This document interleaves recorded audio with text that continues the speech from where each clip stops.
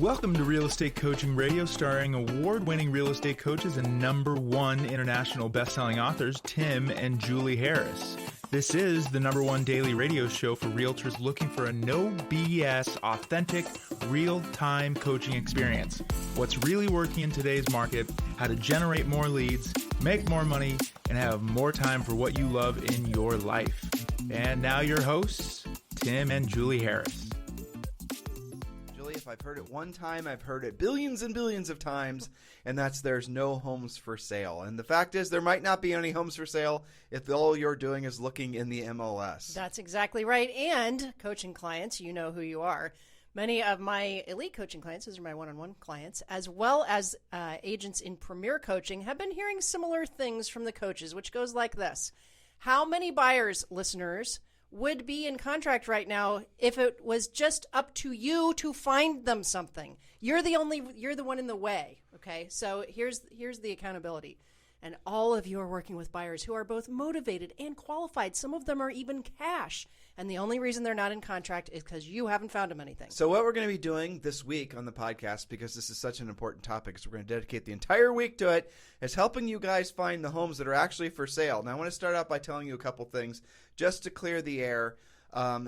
Yes, mortgage applications are down. That does not mean people wanting to buy homes are down. Mortgage applications to refinance are down. Make sure you read past the attention-grabbing headline. The reality of it is that there'll still be somewhere between 5 and 6 million homes sold this year, which means there'll be somewhere in between double that number of real estate transactions, considering there's two sides to every sale, correct? The buyer and the seller side. Mm-hmm. So the reality of it is there'll be plenty of people getting paid, and the agents that are getting paid this year are the ones that know to not A, buy buyer leads, but B, just turn on the MLS and hope and pray that they're going to find something that's a good match for their buyers. Now remember that a lot of your buyers, as you're becoming more transactional, many of you have been transactional or very successful, but you're discovering a lot of buyers who are actually have houses to sell, and if you were to find them something, they would indeed put their listing for sale. You can see how one listing, for example, can equal easily 2, 3, sometimes 5 or 6 transactions.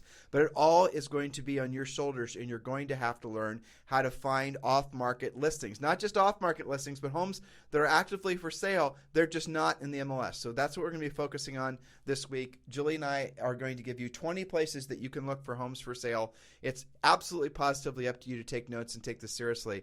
We want to thank all of you who have been giving us 5-star reviews on Spotify and on iTunes. We continue to be at the top of the charts on iTunes. This is continuing to be the #1 listened to daily podcast for real estate professionals in at least the United States. We're downloaded in over 60 different countries, and we want to sincerely thank all of you for that. Now, this podcast is designed to educate you, motivate you, and get you into action.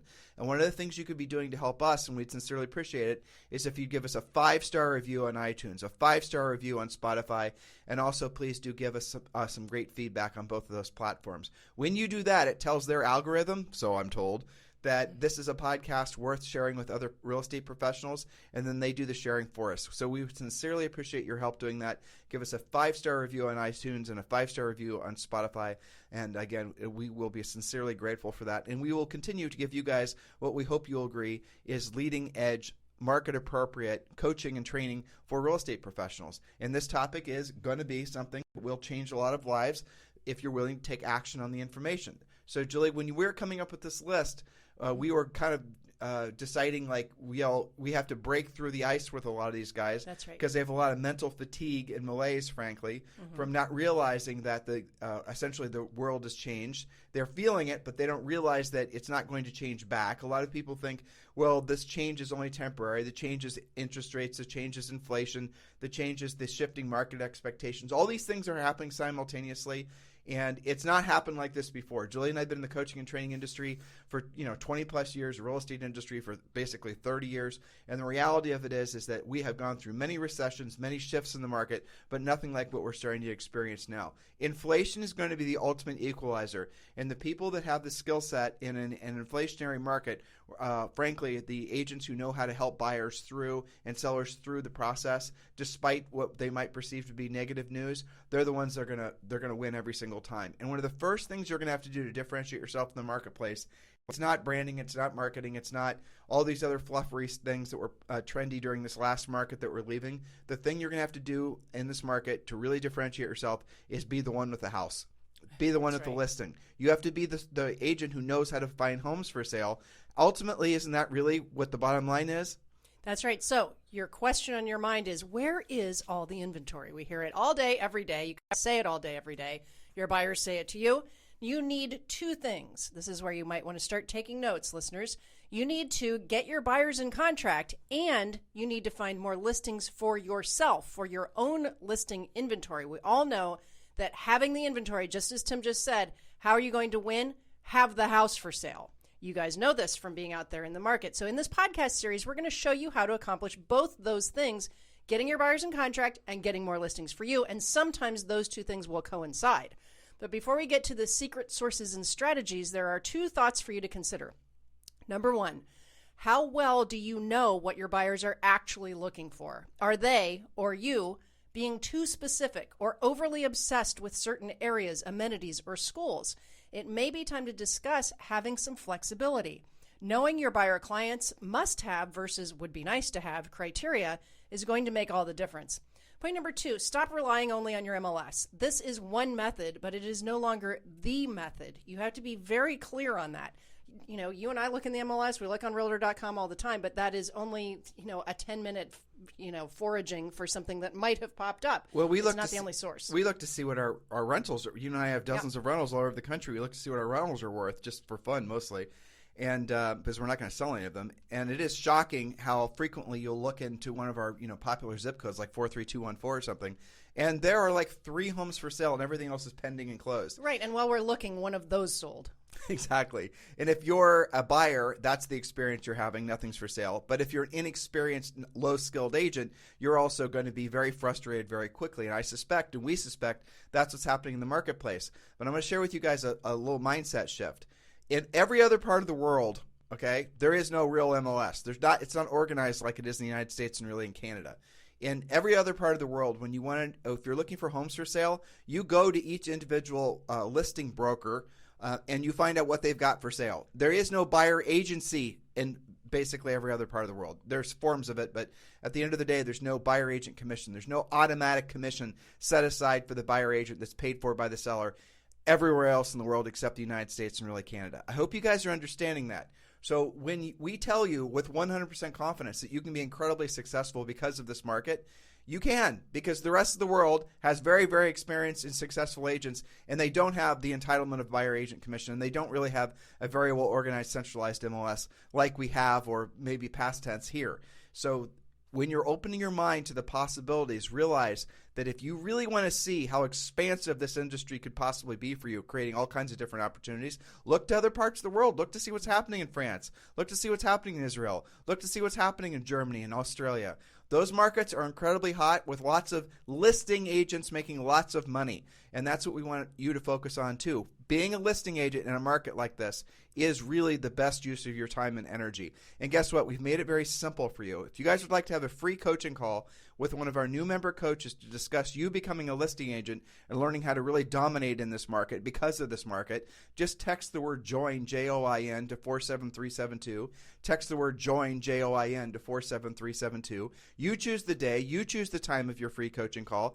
No strings attached. You'll speak directly to one of our new member coaches. So text the word JOIN, J-O-I-N, to 47372. Remember, message and data rates may apply. That's right. So we're going to give you 20 plus strategies to do two things. One is find off-market homes for you to list. And by off-market, there's many flavors of that, but primarily stuff that you're just not going to find in the MLS.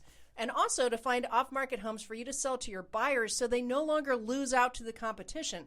If you want to stop competing and losing most times, you must find homes that they're unlikely to actually compete on. In our coaching program, our premier coaching program, there's a whole section working with buyers. I'm going to give you guys a quick overview of one of the, you're supposed to be having a very formalized presentation and formalized getting to know your buyer process to determine their level of motivation. Now, just be clear about this. There is no such thing as a buyer that has to buy. All buyers can change their mind, and they do frequently. So there are examples of sellers that have to sell. That's the reason if you have a choice between focusing your best energies on working with sellers that will definitely list with you or working with buyers that may change their mind if the interest rates go up a tick, then you obviously want to be focusing on sellers. That said, buyers in this marketplace are going to be the ones feeling the most stress. Now, again, some of your sellers are also going to be buyers. So here's one of the strategies we teach you in the coaching program. Just give you an overview. I'm going to give you the concept, all right? So take a map and put it in front of that buyer. And then ask the buyer a whole bunch of critical questions. And this is after they're proven their worthiness to purchase, after they've set themselves up to have realistic expectations. They're really good buyers. They're willing to do some work. They're willing to compromise on some of their, they don't really have any must-haves. They're all want-to-haves. And, they're flexible. It's really the bottom line. So great. These are good, viable buyers. So I want you to ask them, where do you work? Or where does your husband work? Or where does your wife work? Where are the places that you have to go to physically every single day? And then I want you to, on the map, put a little pin or put a little star, a little mark on that particular spot. Do they have children? Do they drive their kids to school? What are the regular things that they have to drive to every single day, every single week? And you can expand it. All right, so on Sunday, maybe they go to church. All right, where's the church in relation to where they live now? And then where's the doctor? Where's the bank? Where's the everything? See what you'll discover, and this is kind of fascinating too, is that most people live within a very small radius. Like, depending on the town, most people can live within a 5-mile radius. They don't go outside of 5 miles ever. They might live in New York City, but the truth is they never move within or outside of the boundaries, self-imposed boundaries of 5 miles. In the rural areas, it might be 25 miles. It takes longer to go anywhere. But it is very fascinating that no matter where you live, everyone ends up working and living within the same circumference. Well, that's important to know, because what you can then do is you can show them. So the first thing is to put those little pins on a map so they can see exactly where all the important things are in their lives. And, maybe the conversation's slightly different if you're dealing with married people. Compare notes, right? And then what you say is, well, realistically, how far are you willing to drive every single day? Remember, you start with the day things, so you push to the week things. So how far are you willing to be sitting in a car every day to drive Johnny and Susie to school or drive to work or whatever it is? And again, depending on where they live in the country, the expectation is going to be different. And that then is going to start allowing you to figure out how big of a circumference they're willing to look for houses. So if they have a concentration of, for example, where they go to school, all the most important things are within like a 10-mile radius. Well, that's a pretty big radius. So you put a little pin where they live now. Their whole life is basically within this 10-mile radius. To buy a house, you can stay inside the circle, or you can go outside the circle ever so slightly to still hit all their stars, still hit all their hot buttons of where they want to go on a weekly and a daily basis, right? You guys getting the concept here? And what they're going to see then is inside this circumference, they're going to see that there's, okay, now what do you looking for? What's the home description? It's a 4-bedroom, it's a 2.5 bath, it's this price range, it's these amenities, it's this, that, the other thing. All right, great. So in that circumference of where they're willing to live and where they're willing to buy a house, there are not going to be that many neighborhoods for sale that meets those criteria. All right, now you circle over you then put circles where the neighborhoods are, the communities are. Then you ask them, okay, so maybe they are even more specific. They prefer this neighborhood over this neighborhood over this neighborhood. Okay, that's fine. We can prioritize these inside those circles, but 1, 2, and 3. Now what you do is you go to the MLS, or wherever, and you show them the homes that are actually for sale in those particular areas. And what they're going to see quickly, and you're going to help them emotionally this is a way to go through the whole process of buyers not knowing where we can live in the rural area, we can live here, we can live there. No, realistically, you want to live within a 15-minute or 20-minute drive time of your home wherever you live, wherever you're going on a regular basis. You're going to cut through your wasted Saturdays driving to the countryside on the other side of Mars. You guys getting what I'm saying here? So once you've drawn all this out, once they can see it, once they see where the neighborhoods are, then you show them the available homes for sale. They're going to find, given what they're looking for, now you've very high level pre-qualified them on their wants and their needs, you're going to discover that there's hardly anything to look at. And that won't be a surprise to anybody, but even when it pivots back to a strong buyer's market and you still follow this approach to working with buyers, you'll discover also that there's not that many homes for sale, because there's not that many homes for sale that are going to check all the boxes. Okay, are you willing to put in a new kitchen? No. Are you willing to put in a new deck? Yes. You get it? So then they start whittling down on what they're actually looking for, and then you end up with a handful of homes for sale. Now, again, the reason I've really given you guys a high-level overview of how to really pre-qualify buyers are these are the types of skills you have to know in a marketplace like this. Because if you have a buyer that's not willing to commit to answering any of those questions, not willing to commit to getting pre-qualified, you have to decide that you're not going to work with them. You have to start becoming ultra picky who you're going to spend your time with, and you're going to have to decide then to accept the realization that you need to be focusing all your best energies on becoming a listing agent. Does this make sense, Well, Julie? it totally makes sense, and you're going to sort out the buyers who are willing to be a bit more flexible because they have to be to find what their criteria are, versus being overly specific and never really being, we used to call that fishing in a lake with no fish. You're going to starve, right? There's no inventory for them. So that brings us to point number 1 and 2, which actually are about the MLS. Point number 1, get more creative with your MLS searches. If your buyers keep losing out multiple bids, search your MLS using the same criteria, but homes that have been on the market for more than 60 days or more than 90 days or more than 120 days on the market. Now, agents will argue with you, well, why would they want to buy something that didn't sell right away? Well, there's lots of different reasons why that can happen. Overly strict showing restrictions that can only be shown on Friday in the afternoon. It could be that it had a terrible description. Many different reasons. You need to at least find it and run it up the flagpole. But the other reason is, Julie, is a lot of times agents stop showing properties and buyers stop looking at properties that aren't essentially new listings. That's right. It's like driving by a billboard on the freeway every day. You stop noticing it. You've been able to be a sloppy pricer in a market like this because things have been selling themselves. Frankly, you could have bad condition, bad location, and bad pricing and still get the property sold. That's not normal. That's abnormal. But for now, you fortunately don't have to have a high-level skill set in those areas. But what you're going to soon realize is that you're going to start having to develop a high-level skill set on that if you're going to get homes sold.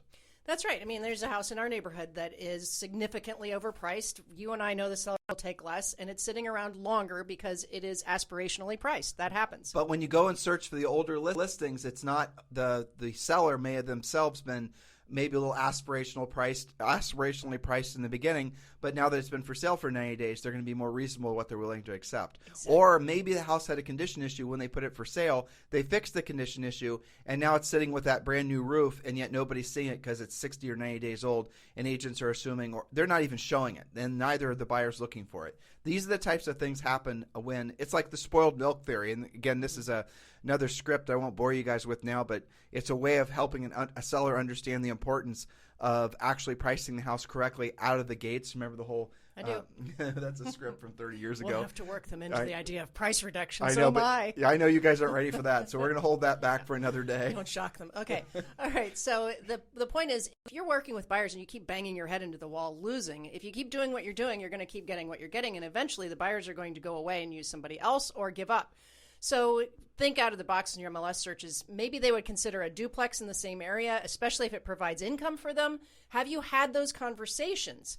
You've got to search not just your standard issue active listing search to find what they want. Go ahead. But that's a really good point, Julie. You just said something. I hope listeners picked it up. The buyers will fire you if you do not sell them a house. Yes. They will fire you if you do not sell them a house quickly. It is your responsibility to sell them a house.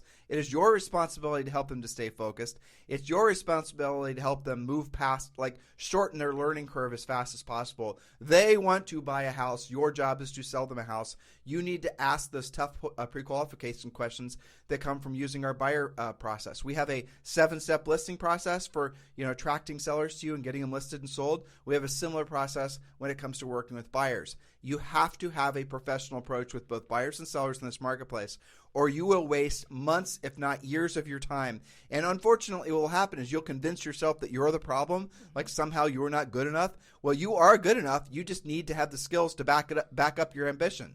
That's right.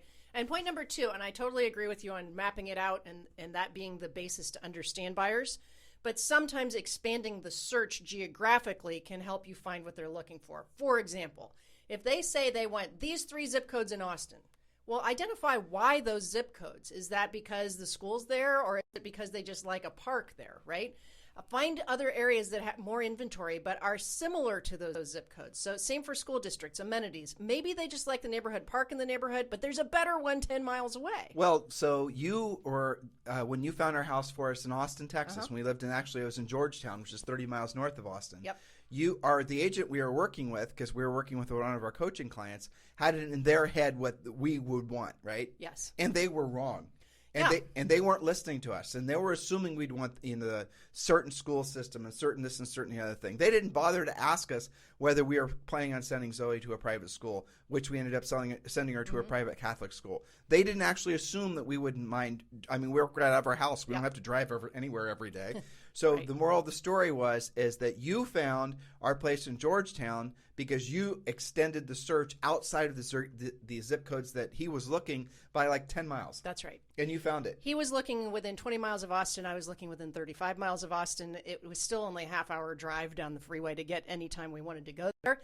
And I liked a lot of things about Georgetown. Now, and yes, I did end up finding the house for us because we simply expanded geographically. I remember sitting in the living room going, well, okay, so let's just expand this a little bit further out and see what we find. And instantly that day I found, and you and I both knew it was the right house when we saw it. But here's the funny thing. That market now in when we moved there, that market in Georgetown was sleepy, I would say. Yeah. But now since then, that market's taken off. It's gone through the roof. And new construction, because everybody else is realizing that they have to push outside of what they would have normally felt would be a natural, search area. Exactly. You guys got to do the same thing. You're going to have to do that for your buyers. Your buyers might say, I'm from Worthington, Ohio. I'm only going to live in Worthington, Ohio. Do not show me anything outside of Worthington, Ohio. But then you skip slightly over to the boundaries until Clintonville, Ohio, and they find their dream house. You're going to have to work harder for your buyers. You're going to have to, again, we're going to get into some of the places where you're going to find stuff that's not even officially for sale, or at least in the MLS, outside of the normal, I'd say, agents, ecosystem. We're going to get to those points in a second. But you're going to have to push the boundaries because that is your job. You're going to have to work harder because that is your job, or you're not going to be making any money. That's right. And I remember we used to have buyers that would say, I've got to have Worthington or Westerville schools. And especially when they're kind of pushing their limit on the prices. And we would show them that for the taxes, because the schools were awesome there, okay, if they actually lived in Columbus proper, where they saved that tax bill, they could send their kid to a private school for about the same money. The other thing regarding schools, and not every district does this, but many of them do, you can live outside the district and pay a small tuition to a private school to get your kid in. You just have to ask the admissions advisors if they do that. So again, thinking creatively, not sticking yourself into these 3 search criteria and never finding anything. Since we're on this, we're vamping a bit. In a market like this as well, when you go to the MLS and you're looking, since your first couple points were about the MLS, don't rule out land just because they said they're looking for a house. Yes. Don't do that. You got to show them everything that's possible. And then guess what? You're going to maybe sell them a parcel. You're going to sell them some land. Then you're going to find a builder. Turns out that builder's got 5 spec homes that he's going to list with you. You guys see how all of this works? So expand your thinking. I know a lot of these buyers, some of them are sellers that have to buy before they sell all the rest of it. They're going to present with having very specific, I'm only willing to do this. Your job is to introduce them to the concepts that are outside of their normal way of thinking because the rules have changed. Maybe they're on their 3rd or 4th house and they've been moving up continuously and everything's been relatively predictable their entire housing lives. Now all of a sudden, obviously, we have dealing with inflation. We're dealing with, I would call it damn near hyperinflation housing prices. We're dealing with all these other types of things. So none of those ways that they were going about approaching the housing market work anymore.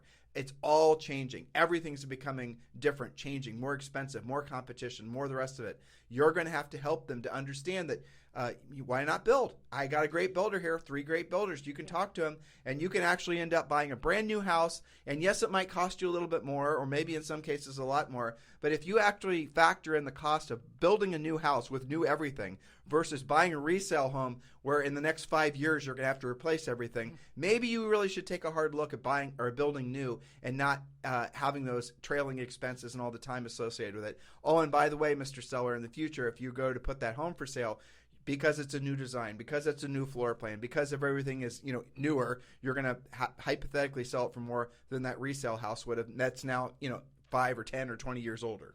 Yeah, you just made me think of, do you remember Country Time Builders? Yeah, I do. Okay, so here, and that should have been, I can figure out how to make that one of these points, but. You're doing it now. Well, so for example, there are builders, and I remember we would drive past their billboards and see the advertising, and they would say, we'll build on your land. And then we got to know them a little bit better. We ran into one of their spec homes that they had on their land that they owned, and then started asking some questions. And as it turns out, they're advertising primarily to build their product on land you already own. Right. However, they too owned land and were building houses here and there on 2 to 5 acre parcels.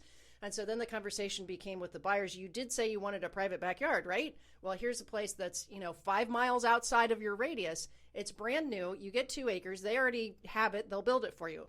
Not all builders are the same, obviously, but there are some that have that model. You just have to find out about it because that was never in the MLS. Well, again, we're talking about schools. We're talking about helping these guys realize they can't be so rigid anymore in a market like this. A lot of people are, after COVID, they're realizing that homeschooling is great. Yes, there especially now. All kinds of different little variants of the lifestyle that people have become familiar with have become somewhat obsolete. So change with the times, folks. That's right. All right, point number 3.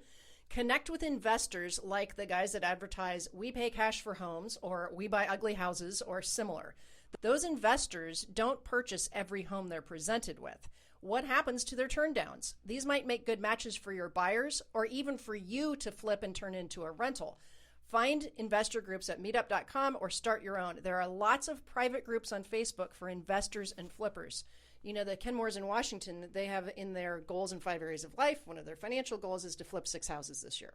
Where do they get 6 houses to flip in a hot seller's market that has an average sale price of between $300,000 and $400,000? That is a hot commodity, right? They do it by connecting with these investors, and they call and routinely say, what have you turned down that might be interesting for me? Investors turn down things where maybe there's not that big of a margin for them. It's actually almost a great flip. It's actually almost, well, right. There's not enough margin for them, but what's almost always is the seller turning them down because they didn't like the offer, right? That's right. And this has always been a great source of listings. And you have to, it's in the wholesaling and all these home flippers and all the rest of it. Julie mentioned, though you don't really see it that much anymore, the guys that used to have the franchises, I think they're maybe licensing agreements, we buy ugly houses or whatever. But there are thousands of people that are in the wholesaling end of real estate. And what they're doing, it's a lot of get-rich-quick things, but the wholesaler guys will run ads and they'll look for people that want to obviously sell their homes at a discount to an investor. Well, you have to imagine that probably if they end up generating 100 leads of potentially, interested sellers, there's probably only 2 or 3 that are going to be even mildly interested. What are they doing with all those other seller leads?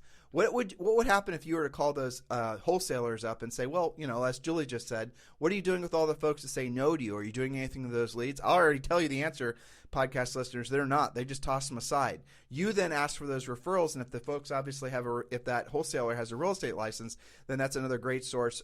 You can obviously pay them a referral fee if you get the listing. You guys get it? Which is going to make them want to give you all of those repetitively so they can get a referral fee on something that they used to be throwing in the trash can. Oh, and by the way, chances are they've got some other houses maybe that they themselves are flipping, or they can connect you to the people that they're selling those, like a wholesaler, is just a middleman between the homeowner and the investor who was going to flip the house. So maybe they'll connect you with the investors and you can start picking up listings that way. Again, these are all sources of business that do require more than just turning on the computer and looking in the MLS. That's really the bottom line. Exactly. Shall we continue, or do you want to wrap? Well, no, we can look. I think what hopefully you guys are. Let's go to point number 4 because point number 4 is a really good one. It is. This is one of my favorite ones, and it's so easy to do. Okay, point number 4: new build sales reps can be a gold mine, especially in medium and luxury new construction communities. They don't take resale listings, and they won't take a home sale contingency. That's a great intersection of facts, right? They don't take the resale themselves, and the builder won't accept a home sale contingency. That spells listing lead. Okay, so this means they know who has a home to sell before they can close on the new one. If they're licensed, you can pay them a referral fee, and if they're not, you can give them gift cards or bring them treats. Aim for 5 relationships like this. Coach Rochelle is the grand master of this, by the way, who also teaches this in Facebook Live. You mean she teaches it as part of one of our coaches? It's awesome. And she gets listings herself from that. I think she's got 3 or 4 really strong relationships with build reps. So again, this is kind of out of the box for many agents. They haven't thought of this. They think, well, why would I go see a new build rep? They're never going to list with me. Well, sometimes they do, but let's set that aside for a second. What we want to do is be friends with new build reps for a couple of reasons. One is if something comes up, that's actually point number 5 I'm wandering into, but they can tell you about things that are coming out of contract that might be a match for your buyers. But most importantly, listing leads. They can pop those to you. They're never going to take the listing. Some of them, their contract with the builder actually says you are not allowed to list anything but with us. Hopefully what you're understanding is what Julie and I are describing to you is that you need to start fishing upriver. Yes. Many of you are just used to swimming and fishing in this one particular pond. They gave you fairly consistent sources of, nutrition, right? You put your rod, your hook, your, whole thing, you're doing your fishing, and sure enough, you're going to catch a fish. That's the MLS. That's what the stuff, the passive stuff that many of you have been doing. But what we're telling you now are all of our most successful coaching clients, they're swimming and they're fishing upriver. Now, sometimes it's way, way upriver. They're going in, and we're going to share with you some of the other more creative things, the notice of defaults, the tax liens. We're going to be telling you about all that during this next, 4 podcasts. Your job is to pick the ones that you're going to be going after. Do yourself a favor and don't just pick the easiest ones, because those are the same ones everybody else is going to be picking. Pick the hardest ones and then make those things. I remember I had a great coaching client. His name was Braden, and he was in Salt Lake City.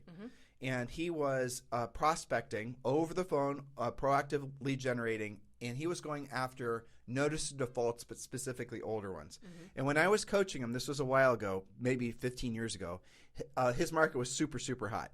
So it is similar now. There wasn't a lot for sale, that normal jib-jab, but there were always notice of defaults, especially older ones. Yes. Now, again, I'm stepping on one of our future points, but I want to get your guys' brain thinking here, expanding. A notice of default is simply when someone's missed a house payment. Now, depending on the state, the banks have to file a notice of default after the person's missed 1, 2, or 3 house payments. But what a lot of the banks do is they don't actually issue notice of defaults when they're supposed to. Like I remember during the housing crash, California, I think the rule was they were supposed to issue a notice of default. It was like 30 days after the missed payment, but the banks weren't doing it. And again, I won't get into the mechanics of why.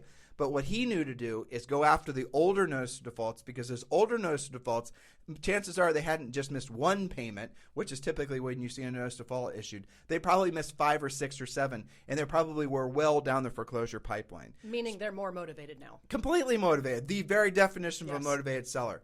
And in a market like this where real estate's been appreciating so fast, inflating so fast, it's very rare that you're going to come across a seller that doesn't have a bunch of equity.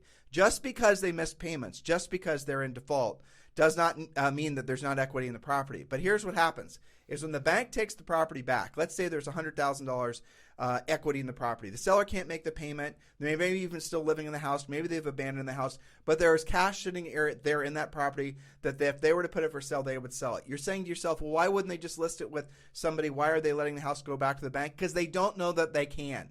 They don't know that that's an alternative for them. They are emotionally distraught. The bank letters are not like a nice letter from your grandma on your birthday. They're threatening. They're scary. The banks love to send them in different colors. It's not something. And here's an interesting fact: like you get a red notice on your door and all these other things. The banks know that most people never, once they've missed one payment, and this is a statistic that's very fascinating. Once someone's missed one payment, the probability of them getting the mortgage caught up more than temporarily is about 0. Once they miss one payment, they stop opening envelopes from the bank. They stop opening the letters. They stop taking the phone calls. Once they miss one payment, most people have emotionally checked out, even when they have a lot of equity in the property. So he knew that. So what he was doing is he was calling these, and this you can still do this today. Yes. It does not matter where your market is. It's better today because there is equity. Oh, totally. I mean, look, if they bought a house a year ago, chances are somewhere in the country, anywhere, it's 20% more than what the house is worth. So they're not only going to get their down payment back, they're also going to, Tim, they're going to have to make up their missed house payments. Who cares? They still have plenty of equity. You call them up. You're going to have a motivated seller who wants to sell the property. You pay back whatever Mickey Mouse is, from the foreclosure process.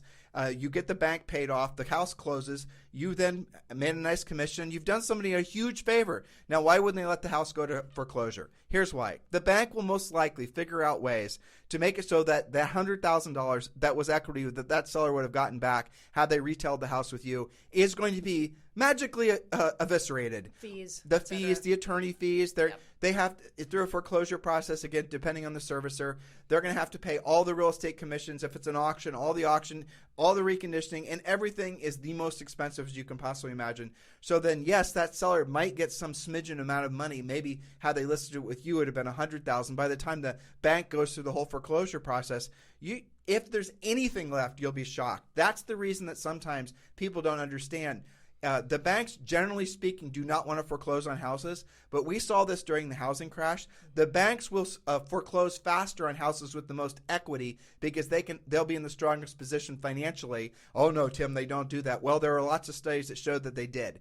And now, are we seeing any signs of anything like that now? No, we are not. But the point is no matter where you are in the market, there are older notice of defaults. There are new notice of defaults. Don't be afraid of them. You just have to, and those are going to be such grateful sellers. You don't have to have a housing crash to have notice of defaults. No. There are fewer of them, but they do exist. And how many of them do you need anyway? Let's say you get one a month. That was worth going after, wasn't it? So those of you who did not live through the housing crash, remember the thing that Tim said at the top of that discussion, just because the seller has missed payments does not equal short sale. Some of you have that term in your head and you're confused about that. Almost everybody has equity right now. These are sellers you should be talking to. And believe me when I tell you, when you get them out of being foreclosed on and they end up walking away with a check and you solve their problem, they're going to be huge for referrals for you. So that was 4 of our points, 4 of ways to find listings that are not in the MLS, and we're going to be covering more of these. I was just scanning, looking at your notes, Julie. Yeah, but some of these are so awesome, honestly. I mean, some of these take like probate. That's something that a lot of people will be intimidated by, but man, what a cash cow that is. Definitely. When you can lock that in. And some of your points are actually kind of funny too, but they're all valid. These things are such great sources. Yeah. I just, every time you and I are presenting stuff like this, it makes me excited because I remember, first of all, I'm excited because I know that there's tens of thousands of agents that are listening to this podcast, and statistically, there'll be at least thousands that actually take action on this, and they're going to go out and create inventory. They're going to create transactions. They're going to, be creating money for themselves and their families, and they're going to realize that this is indeed the greatest industry you could possibly ever be in, by far, no matter what direction the market's going. And so for those of you who are listening, those of you who are taking action on this, here's the key for you is move fast. Don't wait to master something. Just learn it while you're on the job. Earn while you learn. It's one of the principles of our coaching program, one of the principles of our best-selling book called Harris Rules. So, Julie, you want to round the bend today? Yes, and just remember, guys, most of you are taking notes on these points. This should not be pick and choose. If you're working with a buyer who is only not in contract because you haven't found him anything, and you're sitting there wondering why you don't have more listings, you should be doing all of these points all the time. If I were your broker, you just got your license, and you came to me and said, how do I create business, especially in the market with the types of things going on now, I would hand you this list and I would say, this is your action plan. Do it all of the time. Not go check the MLS and put them on a drip system. Or not buy a buyer lead. By the way, if you guys are looking for a broker, if you're interested in eXp Realty, and all of you, let's be honest, are at some phase of looking at eXp Realty, it's without a doubt it's going to be the most expansive business opportunity of many of your lives. It's the best place to be an agent. It's the best place to move your brokerage to. But the reality of it is the multiple income streams that are available to you at eXp Realty are going to be so much more relevant in a market like what we're entering into. It's relevant in all markets, but how would you like to be making money from multiple streams of income because of the broker you chose? The old conversation is, what are you paying your broker? The new conversation, because of eXp Realty, is what is your broker paying you? And of course, Julie and I are associated with eXp Realty, and of course, we'd love the right to be your sponsors at eXp Realty. If you're looking for a sponsor who's going to be proactive in your success at eXp Realty, text me directly at 512-758-0206, 512-758-0206. Yes, that's me. Yes, that's my real cell phone. If you call, I will not answer, but if you text, I will. So just text me. Let me know that you're interested in eXp Realty. And then also do tell me a little bit about yourself and your business, and we'll get the conversation started. This is the next natural step. Whether you're a new agent, whether you're a seasoned, grizzled veteran agent, this is the next natural step for all of you in the progress and the success of your real estate career. So do seriously consider eXp Realty. Text me directly and let's have the conversation, 512-758-0206. In the meantime, guys, Thank you for continuing to keep this the number one listened to daily podcast for real estate professionals in at least the United States, and we are listened to in over 60 different countries. Please do remember your homework. Give us a 5-star review on iTunes and on Spotify. We'll talk with you on the show tomorrow.